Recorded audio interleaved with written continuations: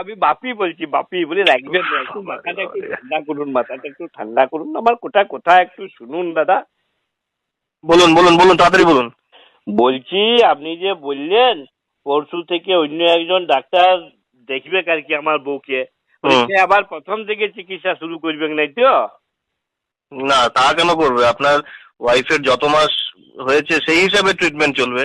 আরে বাবা, উনিও একজন ডাক্তার।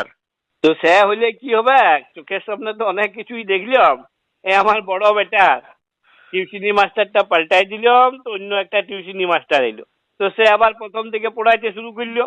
লাস্টে কি হইলো, আমার বেটাটা সব বন্ধুর থেকে পিছুয়াই দিল।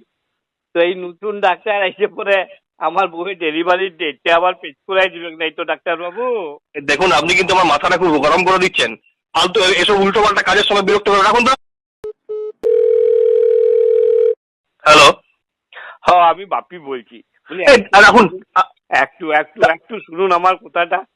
কি মানে কাজের সময় আপনি কি শুরু করেছেন কখন থেকে বলুন তো? মাঝে মাঝে ফোন করছেন, এরকম ডিস্টার্ব করছেন। আমরা কি পেশেন্ট নেই নাকি? কাজ নেই?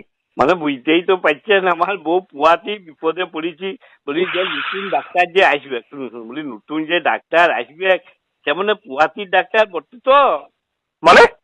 মানে আমার দাঁতের ডাক্তার ফাক্তার লয় তো, নাহলে আমার ছেলে হওয়ার সময় দাঁত টানাটানি শুরু করলে বিপদে পড়ে যাবো ডাক্তার বাবু।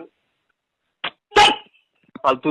আপনি কি আমরা কিন্তু ডাক্তার দেখানো বন্ধ করে দেবো এখানে, এরকম যদি বিরক্ত করেন।